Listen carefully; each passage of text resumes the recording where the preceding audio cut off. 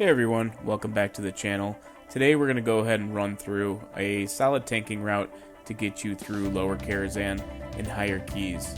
The key we're going to run is a plus 21 lower, and as you can see we're starting off by immediately shrouding or skipping this first mob. This one can be a bit of a pain in the butt, which is why we skip it. Normally we would just go ahead and kite it if we didn't have the ability to skip it all the way to this first mob and then bring it into the first pack. Given the length of Lower Karazhan, I've sped up the video to be pretty quick, but you should be able to follow along in the pathing that we take. So this is so far pretty standard, going along, just doing that first skip. We go ahead and clear out that first pack, and then we head downstairs.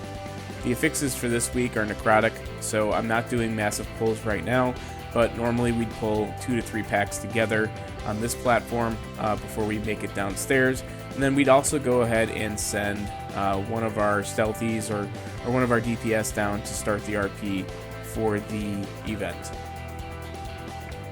The one thing to note here within these packs, even though it's been incredibly nerfed, is the pennies from heaven.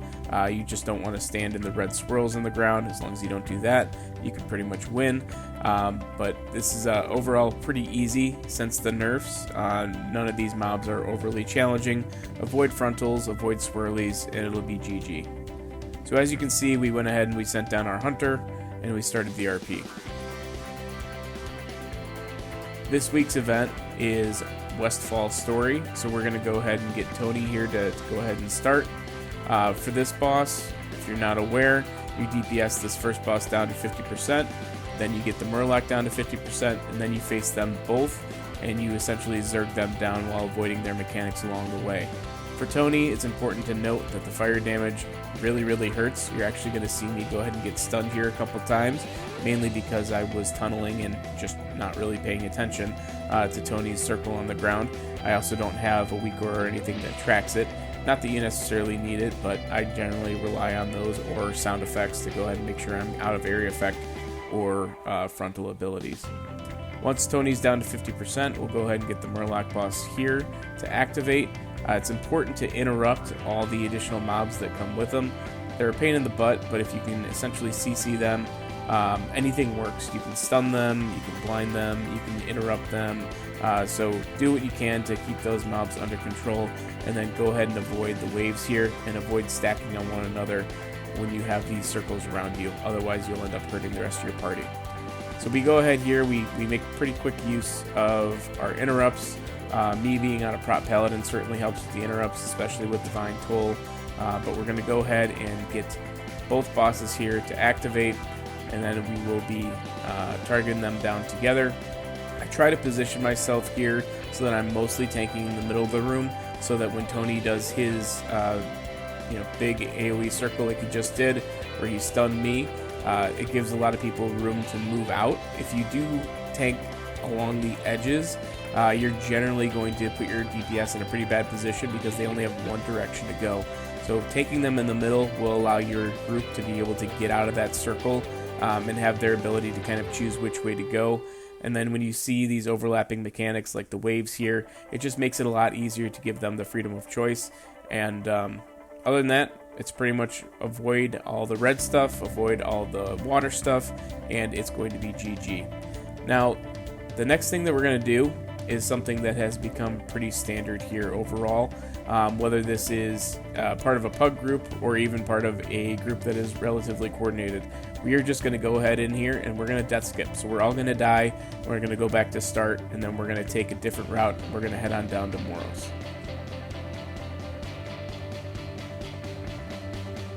So you can see us here making our way to Moroes.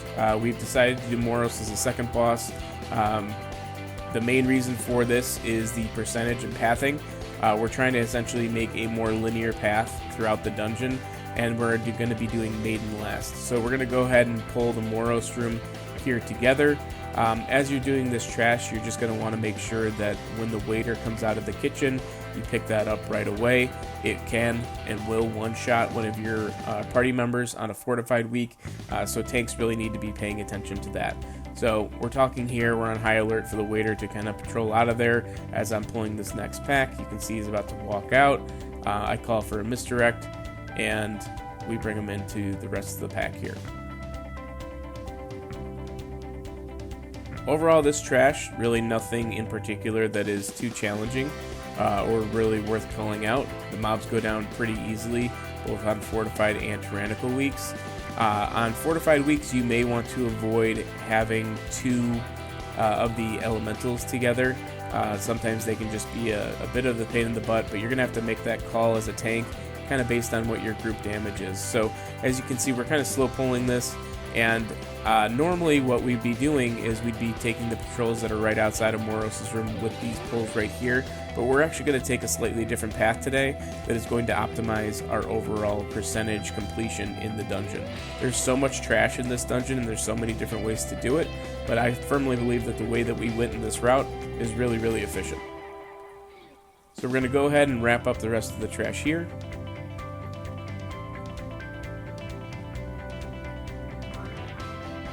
And then we're going to go ahead and coordinate our traps as we're kind of wrapping up that last trash pack. So we're able to get these 2 free traps here. We've got a hunter and we've got a rogue. We've got blind and a trap with us. So we're going to go ahead and CC essentially 1 range and 1 melee. And we're going to go ahead and trap the other melee. So we're immediately bringing out one of Moroes' ads. And we're going to take care of this pretty quickly.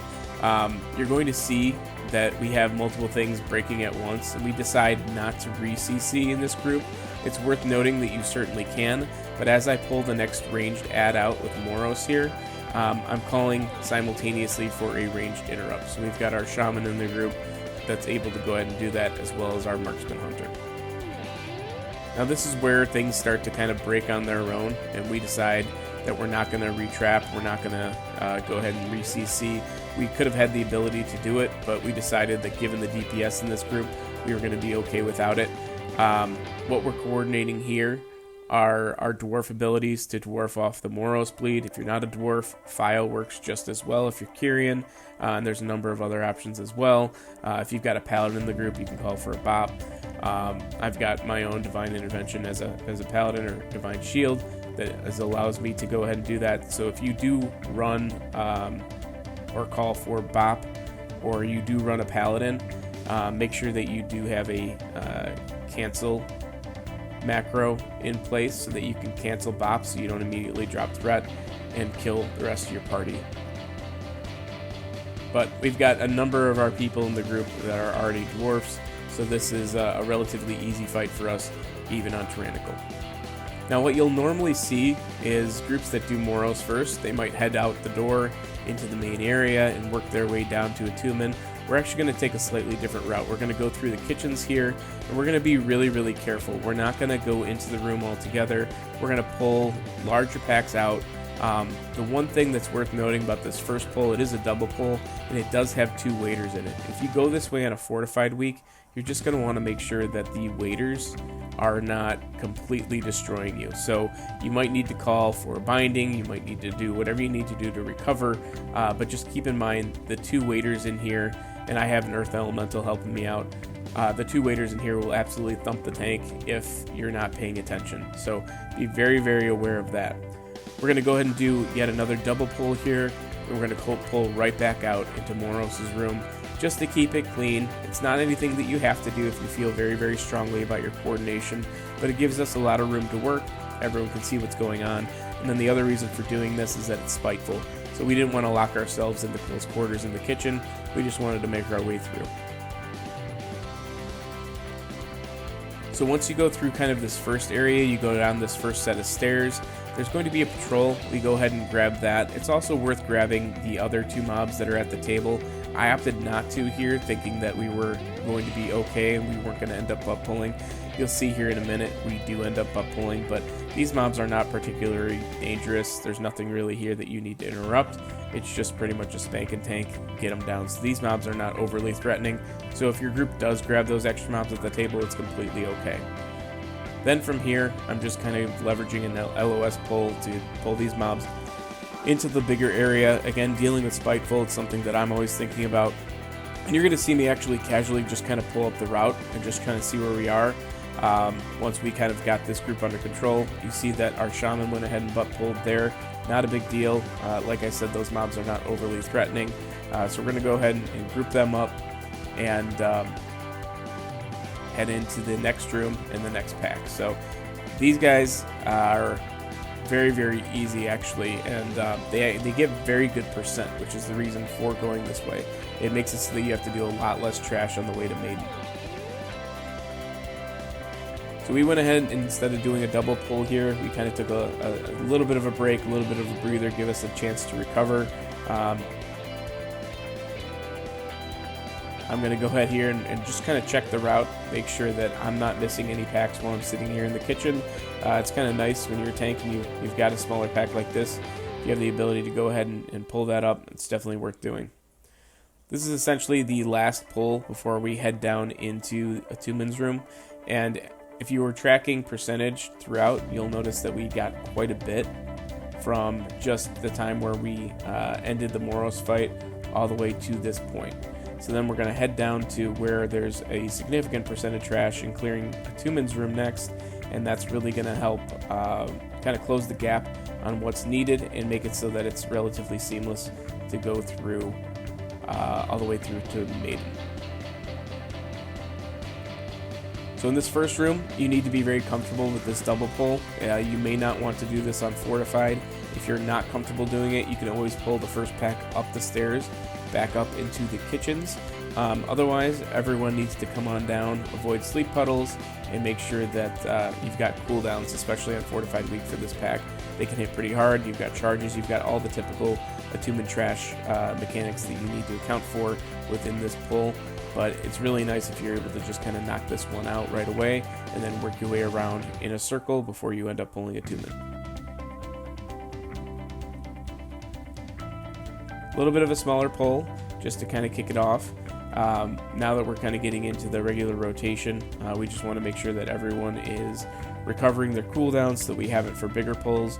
Some of these we do as a single pack, some of these we do as a double pull. It just kind of depends on what your comfort level is and what the affixes are that week. This week being necrotic, and given the fact that the dwarf ability and file are up, I do have the ability to pull relatively large. There's not a whole lot that will smack a tank, especially considering the fact that the horses generally will channel their charge, and you'll have to move out of the way and avoid that. So while they're doing that, they're not actively meleeing you. So there's not a whole lot that's really kind of threatening you as a tank unless you get charged through.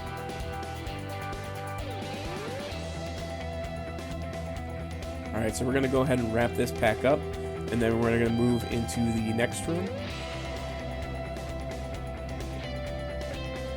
We're trying to drop combat here just to go ahead and reset file. That was a request by the group. So if you're wondering what's taking so long in between pulls, we were just waiting for everyone to drop combat because we're going to go into a double pull here. Same deal as before, make sure you have something up right away. They will whack you right away. This is a somewhat challenging pull just because sometimes the mobs act a little bit funny when they go through the doors. Sometimes they go through one door and they kind of split themselves up. You as a tank can try to position yourself so that that doesn't happen, especially considering the fact that most DPS will open up right away. So it's just something you want to be cognizant of, that if they're not attacking you right away, they will turn and they will likely one-shot one of your party members. So we've got our last pull here before attunement. Same mechanics, interrupt the heal, make sure you're avoiding the charge, and then of course avoid the sleep puddle from the Dreadlord.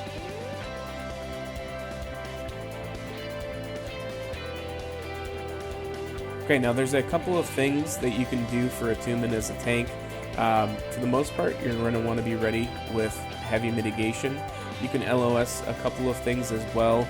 I don't do the best job here of making sure that I'm in the best position throughout for the sake of my DPS. We've got two ranged in the group, the Marksman Hunter and the Warlock, both of which could use line of sight a little bit better for some of these mechanics, but I don't have him in the best position for them to do so. So some of that is on me, some of that is on them, but for the most part in this phase, you're just going to want to avoid the horse charging around, and then you're going to want to do what you can to either mitigate or immune the kind of purple shared affix here. So the shared suffering that comes out will absolutely one-shot a tank on Tyrannical Week if they're not ready for it and if they don't have someone sharing the soak. So what we did for the first shared suffering is I went ahead and I divine shield myself, so I immuned it. On the next one, I call for the hunter to come in, which you can see right now, and turtle it. And on the last one, we will actually share it between myself and the rogue. But the phases for attunement are relatively easy. Dodge horses is primarily the main mechanic here, especially when he's dismounted. You want to avoid midnight as much as possible. That mortal strike will absolutely blow you up. You'll actually see that I don't have something for an upcoming mortal strike here, and I'll go down very quickly.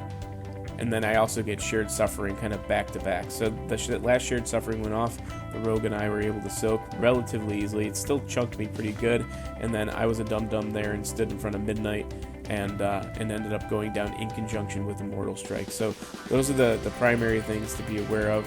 I got another mortal strike on me. As a paladin, I heavily rely on my ability to self-heal. So this is a fight that can be relatively challenging if I don't use my cooldowns and mitigation properly.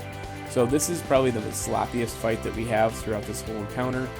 You do see that I go down, the hunter goes down, and the shaman go down at different times. Again, some of that could be avoided through line of sighting some of the mechanics on their end, and then avoiding the horses and taking into account when the mortal strike is out and when to use mitigation is where I can clean it up on my end. So from Attunement's room, we go up the stairs and we start pulling these packs in a relatively standard format. You can see that our percentage is actually really, really good, and that there's not a whole lot of iteration that we need to do. We go ahead and take this pull, line of sight it into Moroes' room just because there's a couple of casters. The biggest thing here is that you want to get all of the group stuns out, as many interrupts as possible. Divine Toll as a paladin. Go ahead and use your single target stuns, whatever you can do to kind of lock down those mobs. It can be a bit of a pain in the butt, and this is a deceptively hard pack because it does look like this pull is going to be just like the previous pull where you've got a lot of smaller mobs that are non-elites, but in fact it does have a few casters in there that hit pretty darn hard, so we want to make sure we get those interrupts off. And then from here we're just going to want to go ahead and take care of the patrols. We'll bring them in.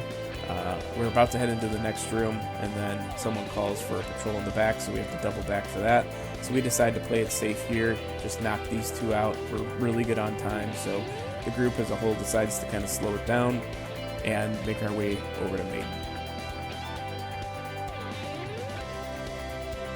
We're going to go ahead and bring this next group into the next room here, and we're just going to damage them down after a line of sight pull at the top of these stairs. This is a non-elite pack, so not very threatening, and something that we get taken care of pretty easily. Luckily, we had good timing on that patrol, so I was able to go ahead and use a shield and hit the patrol as well as the pack that it was next to. You go ahead and just kind of line of sight yourself around that beam to pull them in. It makes it a lot easier. And then the goal here was just to kind of skip this last pack. We didn't really need it given all the trash leading up to Maiden, but we did have the elemental pull. Not a big deal. Again, a non-elite pack. We get these down pretty easily, and you'll notice there's not too many spikefuls that come out of this either. Everything's under control, and everyone's feeling pretty good at this point.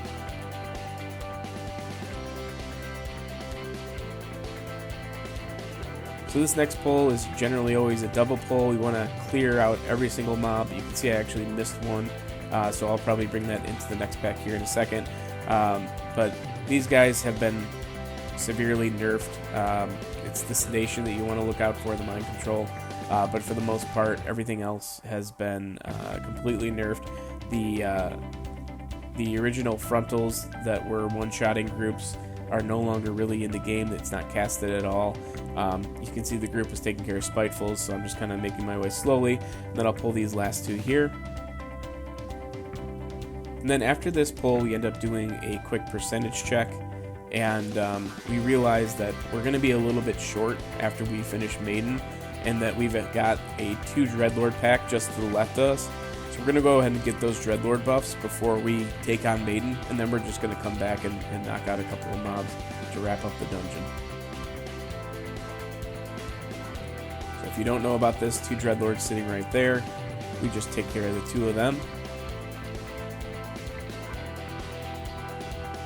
Dreadlords give pretty good percent, and obviously they give you the seasonal buff, so you certainly want to take advantage of them whenever you can.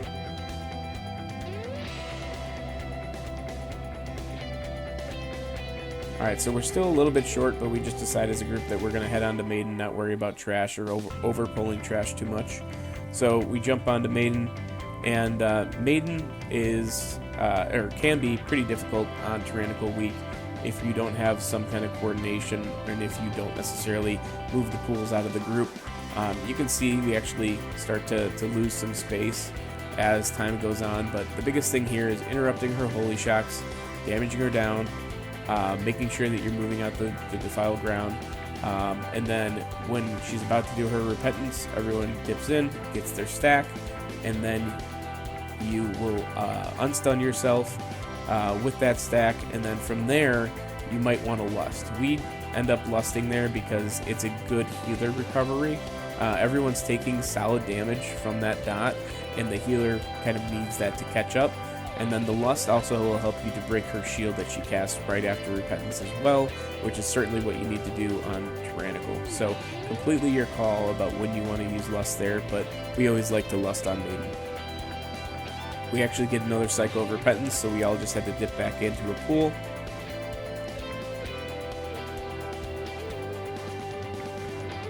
We got our shield down, and then it's just pretty much a GG from here. We actually had our hunter immune the pool and dropped it a little too close to the group.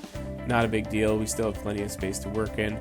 She goes down, and we're going to go ahead and pull these last couple mobs here, get them down, and then the dungeon is done. So overall, I hope this was a really helpful video for you guys who have not gone through the kitchen route to kind of understand how you can make this non-linear dungeon into something that is certainly a little bit more linear.